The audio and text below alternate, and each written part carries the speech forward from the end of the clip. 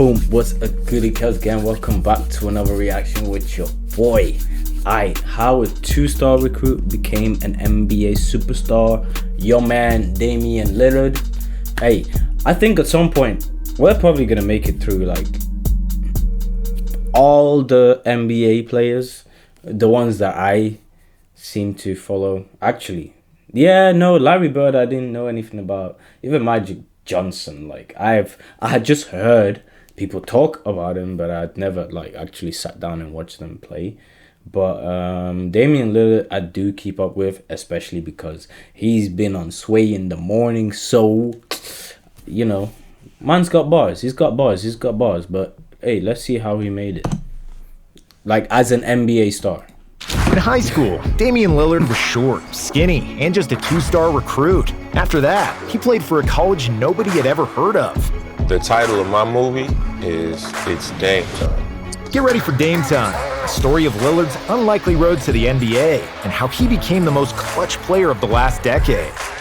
Damian grew up on the mean streets of Oakland, where there was only one rule on the court: kill or be killed. Dame spent most of his childhood on the playgrounds and would often play against much older competition. When he saw that his older brother had a better crossover, Dame didn't stop until he perfected his. By the age of 13, he told his family he'll make the NBA, win Rookie of the Year, and become an All-Star. However, everybody just laughed at him. When he joined the varsity team as a high school freshman, Lillard was only 5'5". By the end of his sophomore season, he was 5'9". But he wasn't the guy and didn't get much playing time. Dame's coach even told him that his chances of making the NBA are 0. Thankfully, Dame got plenty of playing time for the local youth club named Oakland Rebels, and it was with the Rebels when he made his first game-winning shot, which was both embarrassing and educational. The Rebels played a local tournament and were the underdog in an elimination game against Jared Bayless, a future NBA player. Dame was the best scorer on the Rebels, but far from a star, and nobody gave him much attention next to Bayless, and it all came down to the final possession. With the Rebels down by 2, Lillard caught the offensive rebound, sprinted behind to the three-point line, and rose up for a 3. I just raised up for 3 with a dude right in my face. He's right underneath me. I raise up, I hit the 3. Whoop. And I go crazy. And it was the birth of Dame Time, with one big difference. When he hits a game winner in the NBA, Lillard is super calm and ice cold, never showing too much emotion. But back in that tournament as a high school junior, Lillard went wild. After he hit the shot, he took off his jersey and started screaming in excitement, which was the worst thing he could have done. There were still 2 seconds on the clock when his shot went in, and when the ref saw him shirtless, Dame got a technical, and the opponents got 2 free throws. Bayless converted both freebies, the Rebels lost the game, and Lillard felt huge embarrassment, swearing that he'll never get out of control like that again. As a high school senior, Lillard averaged 22 points and 5 assists per game. But due to the fact he was listed at 6 feet and only 165 pounds, no big school gave him a serious look. Dame was considered a 2-star recruit, and he only received college offers from 4 schools. In the end, he chose a little-known university in Utah called Weber State because they were the first school that believed in him and offered him a scholarship. As a freshman, Lillard wasn't all that, and he averaged just 11 points. But the next season, he improved to 20 points per game and led the Wildcats to the conference championship and was named Conference Player of the Year. Oh, man, with the mohawk. I thought it was a great experience. I liked the fact that I was around that great Gatorade. people. The community, they really accepted me. My coaches treated me the same way they treated me when they recruited me, and the team was really like a family. Still, it was a small school in a weak conference, and it wasn't like he was dropping 20 a night against Duke and Kentucky. But in his junior season, Dame continued with great form, and his name started appearing on the NBA draft boards. And then disaster struck. Dame broke his foot and was ruled out for the season. After the injury, Lillard's name immediately disappeared from all mock drafts. In my junior year, I break my foot. Like right when I thought I was about to be able to just enter the draft, I break my foot. And then I look at the draft boards and my name ain't on there no more. And while most players would get discouraged and believe their NBA chances were gone, Dame was more motivated than ever before. The injury humbled him and proved to be a blessing in disguise. He realized how much he missed the game, which made him work even harder. I knew people would doubt me after that, after I broke my foot, because it was already a lot of doubt, because I was coming from a smaller school. I really tried to find things that I could, help myself with without having to be on the floor. That was the first time he started lifting weights, which improved his upper body. And he's been going to the gym religiously ever since. Other than the gym, Dame was also on the court every day. He was shooting from a chair, which added more arc to his shot and enabled him to shoot with more range. He even dribbled the ball in a walking boot, doing ball handling drills on one leg until his arms started hurting. So when the next season started, Lillard didn't need any time to get back in shape. He returned physically stronger, with better ball handling, and with an improved shot. Jesus. As a redshirt junior, Dame averaged 24.5 points and finished second in the nation in scoring, winning another Player of the Conference award. Before the 2012 draft, a 6'2" Lillard was considered the top point guard in his draft class. And in the end, he was the first point guard selected, with the 6th overall pick, and he joined the Portland Trail Blazers. The Portland Trail Blazers select Damian Lillard of Weber State University. Come on. Even though he was from Oakland, like Gary Payton and Jason Kidd, Dame was not loud when he arrived in the NBA. He just kept his head down and kept working. Lillard did not impress with his voice, but from his very first game, it became clear that this kid would be a serious player. In his debut, Dame scored 23 points with 11 assists. He didn't change his facial expression. He didn't scream. He just had that icy confidence about him, and he delivered every night. Back to Lillard. Lillard for the win. Lillard kept a promise to his mother and won Rookie of the Year, and did so in a spectacular fashion. In a draft class with Anthony Davis, Bradley Beal, and Andre Drummond, Lillard became just the 8th player in NBA history to win every Rookie of the Month award, and just the 4th player to win Rookie of the Year unanimously. In his first season, he led all rookies in scoring, assists, minutes played, and three-point field goals made. The 2012-2013 NBA Kia Rookie of the Year, Damian Lillard. Come on.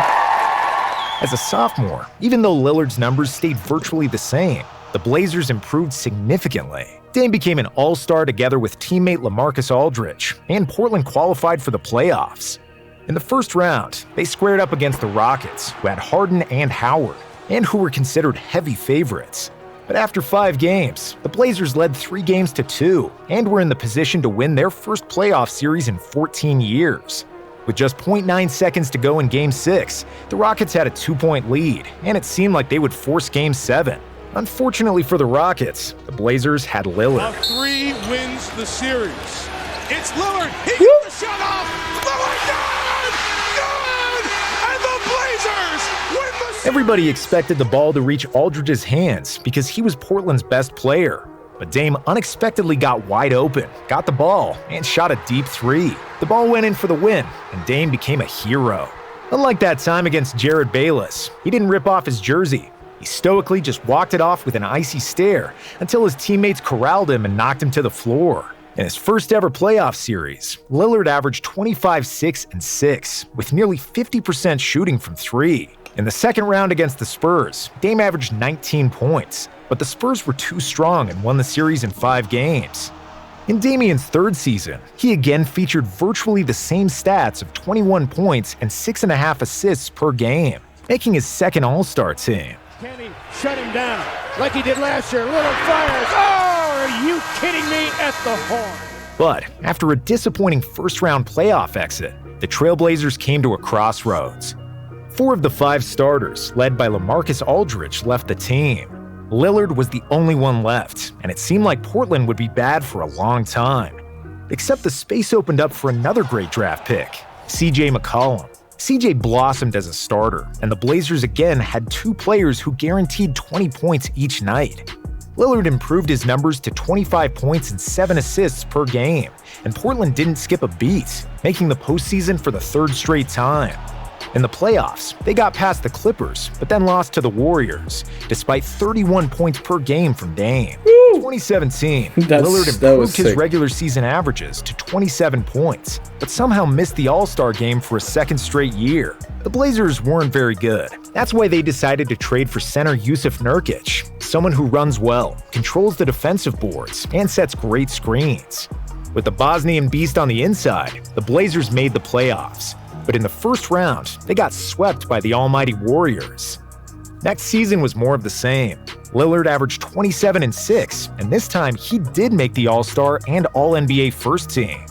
The Blazers were third in the West, but this time it was the Pelicans who swept them from the first round of the playoffs. We lost in the first round and we got swept with home court advantage. So it was like, after we lost in New Orleans, I was just hurt for like a month. I didn't want to watch basketball or nothing. I just was hurt.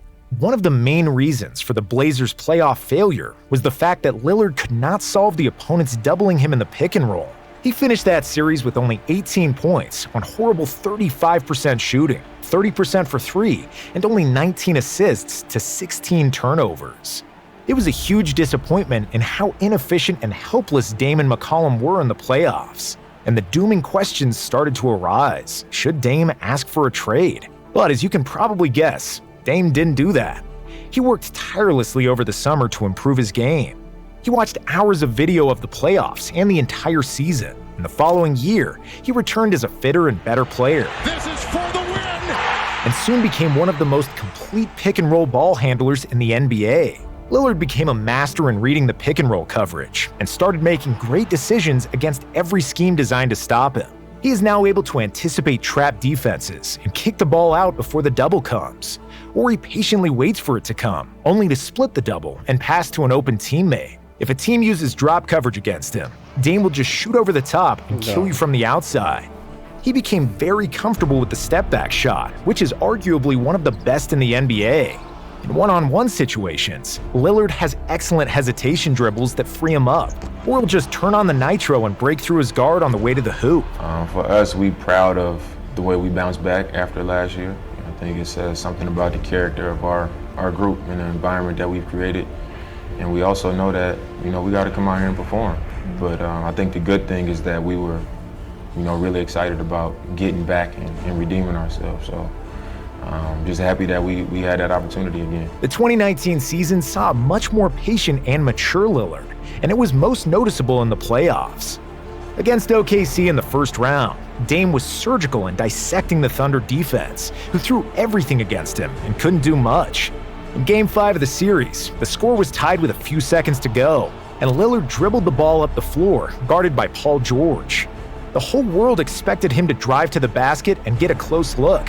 So I was standing there looking at the rim, and I was like, this is a comfortable range. Dame just raised up from 35 feet and hit a buzzer beater that clinched the game and the series for the Blazers. It felt like a comfortable Again, range. Just like that shot against Houston, there was no celebration, just a cold stare, and a friendly reminder that clutch time means it's Dame time.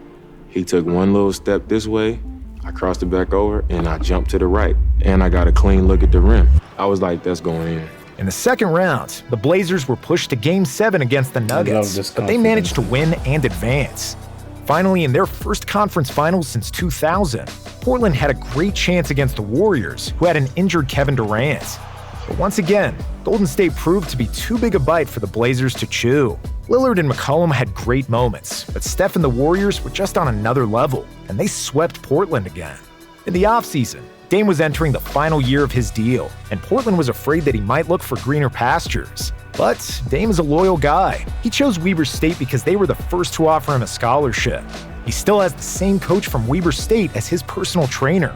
When a new player arrives in Portland, Dame shows him around, takes him out to dinner, and makes them feel at home. Dame even received the J. Walter Kennedy Citizenship Award that the NBA gives for outstanding service and dedication to the community. I think people get the loyalty thing about me wrong all the time. They think I'm being so loyal to an organization and so loyal to, a team. The loyalty is ultimately to myself, to who I am. This team hasn't won since '77. I want to be a part of what brings that back. Then 2 years later, he also received the award for NBA Teammate of the Year. So for Dame, chasing rings somewhere else was never an option. He wanted to stay and win in Portland, and he signed a 4-year extension. I do want to win a championship, but it's other stuff that means more to me. Got you. I understand. It's almost like I'm not willing to sell myself out for that. In 2020, he had his best regular season in the NBA, averaging 30 points and 8 assists per game.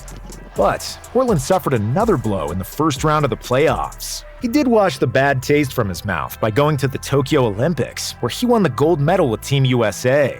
Then in 2021, Dame had another spectacular season, with 29 points and 7.5 assists on average. But once again, the first round was the furthest the Blazers got, despite Lillard averaging 34 points and 10 assists in the series against the Nuggets. Porter Jr.